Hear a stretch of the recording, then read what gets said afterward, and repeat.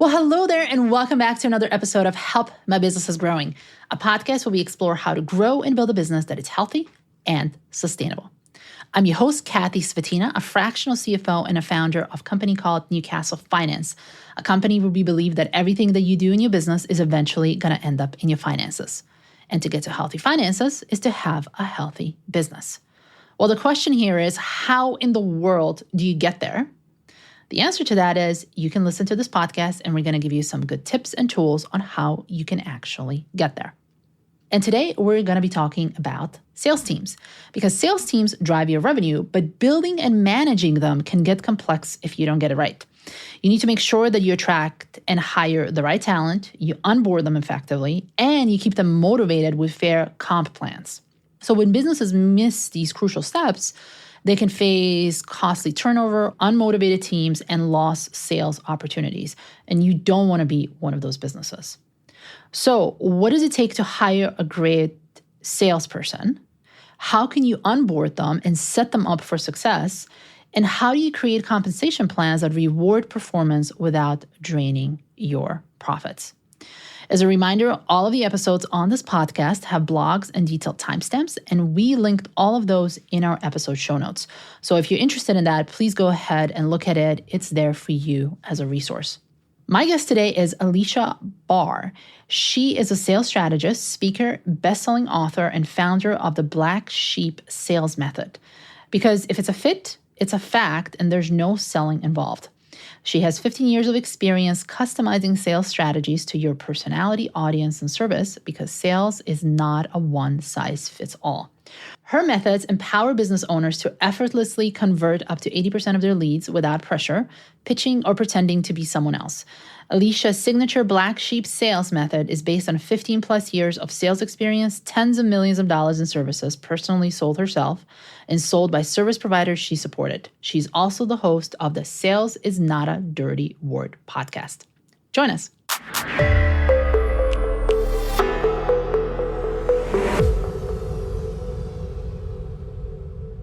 Aleasha, welcome to the podcast. Thank you so much for having me, Kathy. I'm so excited to talk to you. I'm excited to talk to you too. And we are going to be talking about something that a lot of businesses struggle with. And that is not just recruiting for their salespeople, but actually keeping them. And as we were prepping for this episode, one of the things that we talked about is how broken the sales recruiting is at this point. And let's talk a little bit about this. What is broken about recruiting for salespeople at this day and time? Oh my gosh. Well, so there are a few different philosophies around recruiting. A lot of times companies will hire like 5 reps with the intention of keeping 1, and they'll just throw them in and say sink or swim. Like there's no direction or support, and whoever figures it out stays. And there's no other job that we would ever do that and expect results. Like HR person comes in and we're like, just figure it out. Or like an accountant, or, like, why can't I think of any other position? But project manager, for example. Yeah, project manager. Just figure it out. Just shuffle through all of our emails and all of our websites and materials, and then just figure out the best strategy. And I need you to do that within the next 30 to 90 days, or you're going to be fired. It's like, why is that the strategy for success? So that recruitment philosophy is based on them not having any support internally. And so there could be really, in this example of 5 salespeople, there could be really great salespeople if they just had a little help. And what is that little help? Because I also want to differentiate this, because generally the idea is, well, if I'm hiring someone who has 20 years of sales experience, and why can't they just pick it up? Yeah, that's such a good question, because it's such a literal thing that people say out loud. So there's a difference between sales strategy and sales skills. and they get confused a lot. So someone will bring on a salesperson and tell them to review everything and figure out how to position it, which is a different skill set than taking a strategy and running with it. And you're going to be a lot more successful if you already have a strategy. So sometimes probably the best sales training that companies have at this point is usually go out with our top rep and hear how they talk about our offer. Mm-hmm. And so if a salesperson hears a talk track from someone else, they can kind of imitate it and go off of that. However, personalities are really different and backgrounds are really different. And there's going to be differences in every sales conversation. Prospects are going to ask different questions. They're going to have different needs. So just being able, just hearing somebody present an offer once or twice to one particular situation or client isn't really going to apply to every situation that a new salesperson is going to be in, especially because they're going to present it in a different way, slightly different way than someone else. So what makes a huge difference is having a sales strategist come in and understand your offer and put something together that is repeatable, a repeatable process and a unique value proposition, an angle based on your market, your competition, and your audience, so that they can hand that to a new salesperson and they will succeed from the first day. And there are other materials that are going to help, like what are our main differentiators? What are our deliverables? Access to the deliverables. So seeing what the client experiences when they're going through fulfillment is going to help the salesperson be a lot more confident. Testimonials, like a little training portal of all of these almost cliff notes for the offer and the audience. And also a strategy is going to make it so that you don't have to hire 5 and fire 4. You're going to be able to hire a couple and they're going to be really good and you get to keep them. There are other things involved in keeping a good sales culture because directly usually related to like numbers and comp. It's a whole other area that's really off. Like goals setting is very like not based on data, basically, or logic or trends.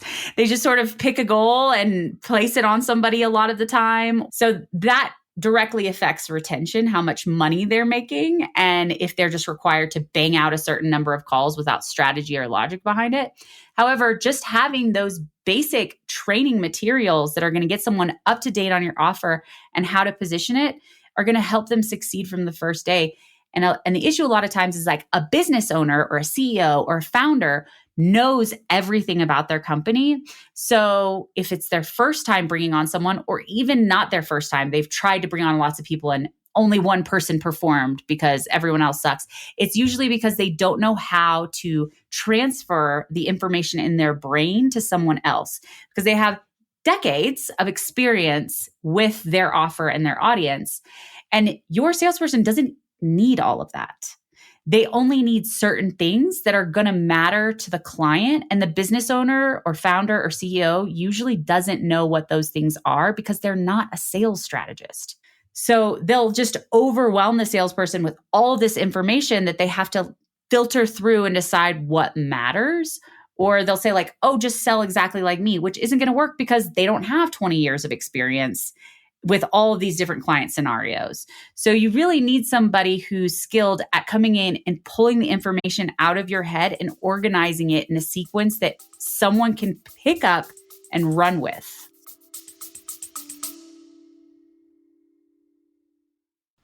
Hey there, and thanks for listening. And before we dive back into this discussion, let me ask you this. Is your growth causing financial headaches?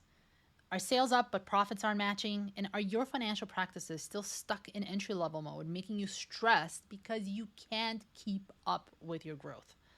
If so, sounds like that your finances are in a bit of a jam, but don't worry, it's not you, it's your financial setup. And here is the solution. It's the Next Gen Finance Blueprint by us, Newcastle Finance. It's a CFO-led roadmap that will bring your fuzzy finances into focus. It will give you a clear money picture, and it will create an action plan to fix your issues with a roadmap that makes progress simple and tell you exactly what to do. You will do this, and then this. And we're talking long-term solutions here, not slapping on bandages and hoping for the best. You get a holistic perspective. You need to manage your money wisely from now on, even if you grow to hundreds of millions and beyond. If you're ready to level up your finances, head to newcastle.finance/blueprint and schedule your next gen finance blueprint. Now back to the show.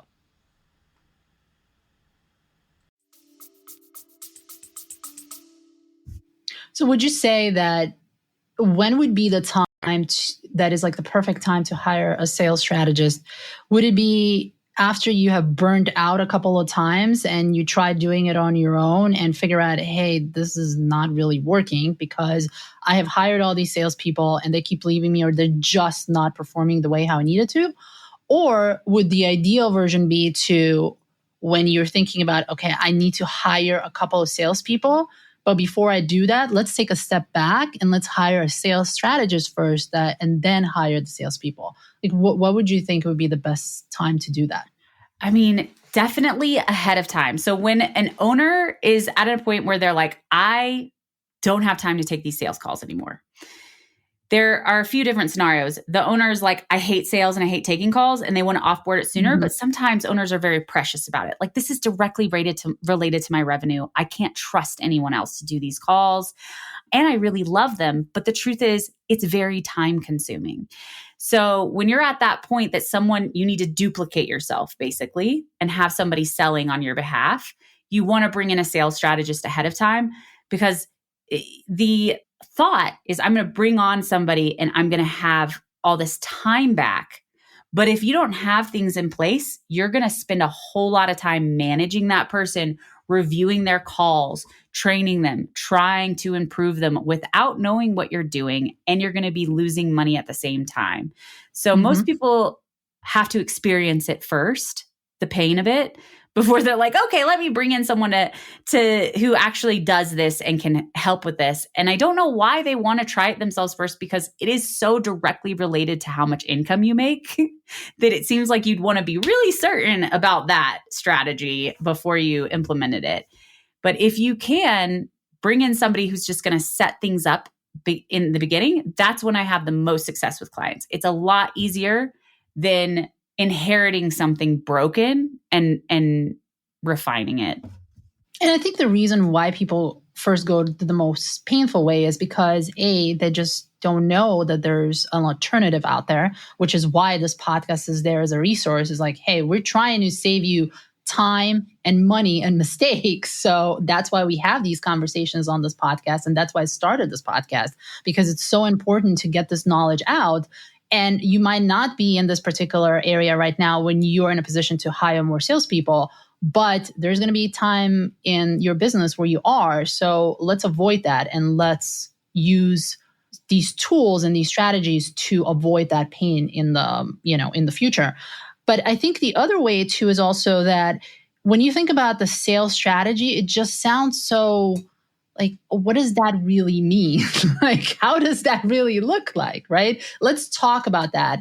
Like, what needs to be in a good sales strategy? I'm so glad you asked this question.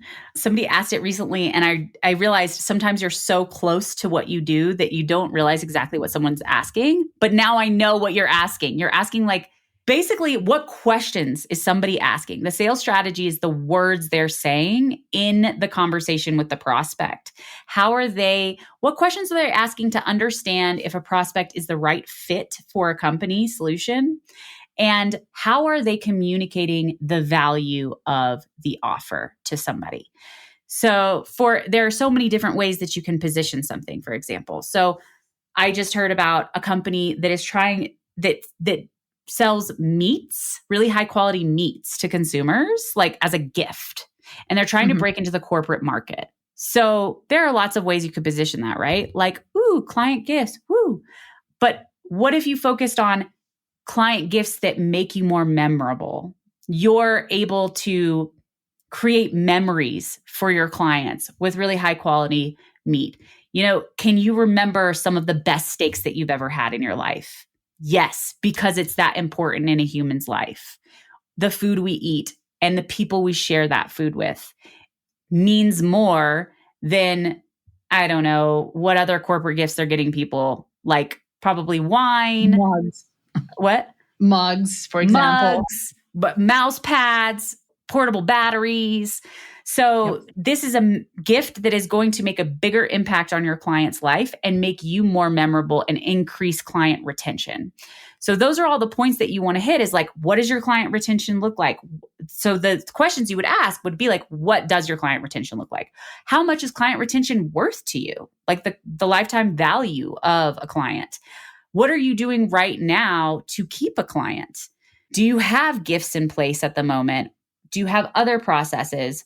What if you could give a high quality meet every month? We have these monthly subscriptions that would be great for your highest end clients. So that kind of thinking through that positioning and those sequence of questions to help the prospect understand the value of what you're selling, then you're able to position it across all these points. That's the sales strategy. If a salesperson just goes in, they're like, we have the best meats ever and people love our meats. And, our cows do whatever they do with their cows. They feed them special citrus diets and they massage them for 90 million days. Nobody cares, right? They want the result of the thing.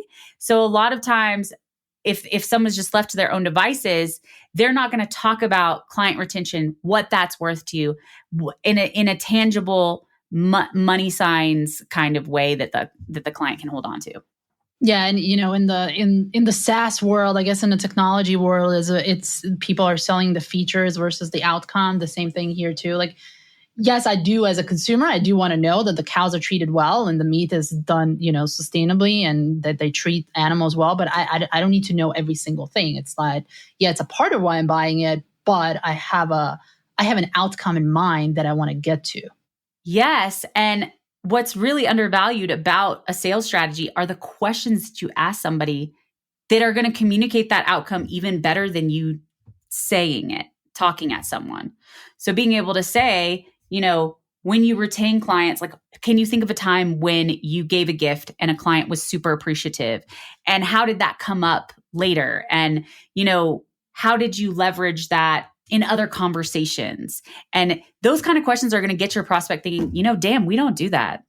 Like, I didn't even think about all the ways that this could integrate into really increasing our revenue. And this person knows what they're talking about and is talking about it in a different way than any other vendor has talked to us about it before. So there's just those questions alone can position you as an expert and give the client insight that they wouldn't have had otherwise. And as you were talking about, you're positioning your salespeople as experts. And here is, I think, an important question. Do they need to truly be experts in what you're selling? Or can you position them as an expert without the expertise, just giving them with the right materials? Yes. They do not need to be an expert. Yes, they can just look like an expert with the right materials. What they do need to be an expert in is their prospects, with their clientele. What is important to my prospects? What are my prospects' biggest concerns and challenges? What's their mindset? What information do they have about gifting? How are they prioritizing gifting? Those things they need to be an expert in, but we can give them that information so that they are an expert. They don't really need to be an expert in meat and how it's farmed. The people that created this company are ranchers. So they know all about that, and it would bore the hell out of a prospect. You know what I mean? Like, there's no need to know these nitty-gritty details about like regulations on meat or any, you know what I mean? So a lot of times, like, owners will get really caught up in that.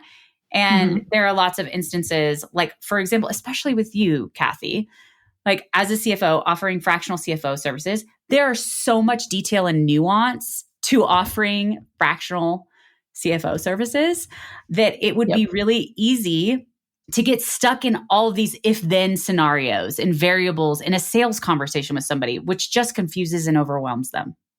Yep. So being able to somebody who doesn't have your intimate experience is actually going to be able to better sell you, because they're not going to go down these weird rabbit holes in the weeds and stuff. I really like that, because when you're so close to a product or a service that you're providing, it's really easy to go down into the detail level. And I see that too. Like when when I'm buying from other people, like if they go and they start talking about these things, I'm like, I get it. I see it's valuable, but that's not really what I need. Like I need this specific thing. Let's talk about this versus everything else that you offer and this. And because then it just becomes overwhelming and it turns people off. It does. And a lot of times when somebody's giving all of that information, what they're essentially trying to do is manage expectations. They're like, but I want them to know that it could be different if this happened. And so that's where sales strategists can come in and say, okay, what are you trying to overcome here? What are you trying to offset? And what is a better way to do that? How about just telling them the only time that this could be different is when I get in your books and I see that you have 18 months backlogged or something, give them the specific scenario and ask them, is that you? If not, okay, great. Instead of like, a lot of times we'll sort of run in circles in over explaining all this stuff, hoping that what they get from it is, oh, they're saying that the answer depends based on these, we're like having the clarity of just saying, is this you or is this not you? Everybody can feel confident moving forward, the seller and the buyer. Yep. But you need to do the background work to be able to get to that result. So once you have the strategy in place, how do you roll that out to salespeople, especially with the salespeople that are not new, but they have been in the business for a while and they're like, well, I don't need this. Like, I know how to sell. That is always a tough thing when you inherit salespeople and try to get them to do something new. The best strategy with any team of salespeople is collaboration. So never saying like, this is what you're doing now. It's really getting their feedback. So if I were to come in and work with a team that already is established, I would want to ask them, what do you come up against? What would support you? Does this sound like it would support you? If you had this, would it make your job easier? Would this help? So once they're part of creating this strategy, then they're going to be more likely to implement it. And as a sales strategist, if you already have a team, they should absolutely be talking to your sales team because they're the front lines. They are the boots on the ground. They're going to have the information that your marketing or your C-suite has no idea really what people are saying. And that information is so important to create materials like marketing materials that are going to bring in the right people. Like one that comes up a lot is people try to educate and sell in the same conversation, and you can't do that. If you educate in the conversation, the person is like, okay, I have to go process just that part before I even know if this is right for me. So like, for example, with fractional CFO services, ahead of time, you could be like, this is what fractional CFO services do for somebody and the benefits of them, like ahead of time. This is when it's time to bring on a fractional CFO. And this is when it's not time, So like, if you just have a tiny little book, like a little book of business, like you don't need a fractional CFO, when you're at this point where you have payroll and you have inventory and you have, those things, if you don't have someone overseeing them, I've seen situations where people have been losing hundreds of thousands of dollars in a year, hundreds of thousands of dollars, that contractors aren't getting paid, that they're delayed on getting paid from other people. Invoices aren't paid. There's all kinds of things that can happen. And those details are annoying for business owners. So you want somebody who likes that level of detail and is going to see those gaps and proactively bring it up to you. And sometimes, you know what I mean? You get the impression here, right? Like you're giving them this information ahead of time so that when you have the sales conversation, you can just be like, okay, what's going on with you? Instead of having to explain, well, sometimes people don't realize Yeah. And also, I mean, it's when you do that, you makes it more about you and your service versus the prospect's pain. Yes, their situation. Yes. Yeah. And I mean, I've been in sales situations that other people have done that to me. I'm like, yeah, I know that's a problem, but that's not my problem right now. I need to fix this. Yes, I might go into that one, but let's fix this one right now. you bring up a great point too, where people try to sell all of this stuff at first. And it's like, let's just start with like solving the first thing. And then we can discuss what the next steps are. It's really important with like proposals coming in with like a phased process and having a milestone. Once we know X or once we see X, then we can talk about doing Y. Right now, let's just do this. And it's so much easier because they trust you. They trust working with you. They've had the experience. They're happy to spend more money. It's just scarier to spend more money at first when you don't know if somebody's full of it or not. So we've talked about the sales strategy, and now let's say we fixed it. We have it. Yay for us. We have it. And now we're ready to hire the salespeople. What do you think are some of the things that you should be looking for in a salesperson that are green flags and red flags? Let's start with red flags. Yeah. So one of the things I always like to ask a salesperson is, what are you looking for financially and culturally in a position? I don't like lone wolf salespeople. If somebody's like, I just want you to leave me alone and let me do my thing, I'm like, no, not a team player, like resistant to input and improvement and feedback. You want to hear somebody who's like, I want to be part of a team that cares. I want to be part of a company who cares about the delivery and their clients. And that's really, that level of integrity is important to me. And I really like always improving and a team that supports each other and that kind of a thing.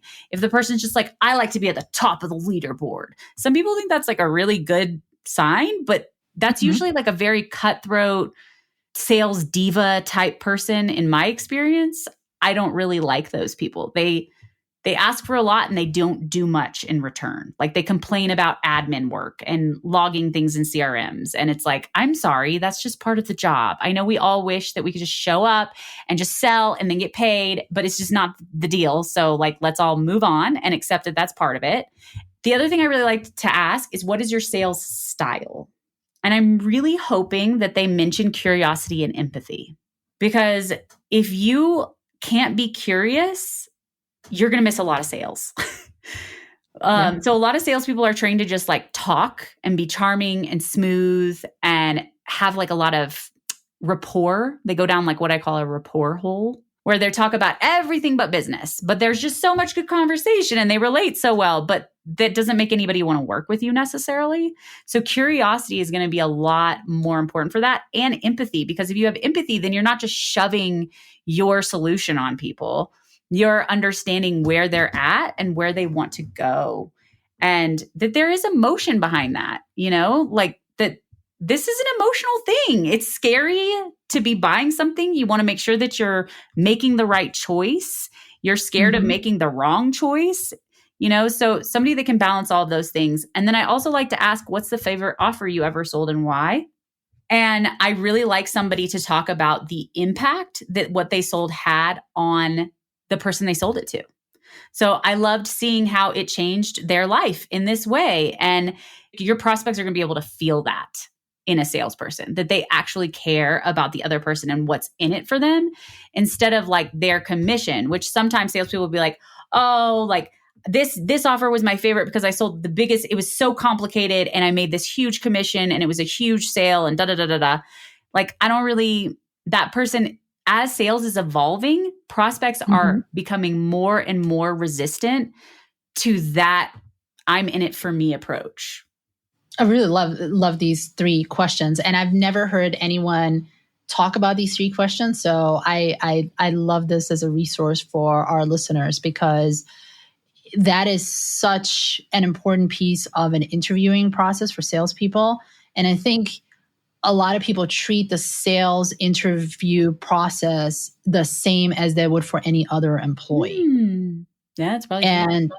I think there's a difference between people that are going to be that close to the revenue and that close to your business, because especially when they're interacting with your potential customers, they really need to be on board with your culture and what you're trying to project, because they are an extension of you out there in the world. So whatever they're going out there, it's going to come back to you as a business. So it's super, super important. And, let's talk a little bit about this. Like, if you're thinking of hiring people, how you should think about hiring salespeople versus other employees and what should the differences be? Yeah. The biggest difference is you really want somebody who's driven by money and impact.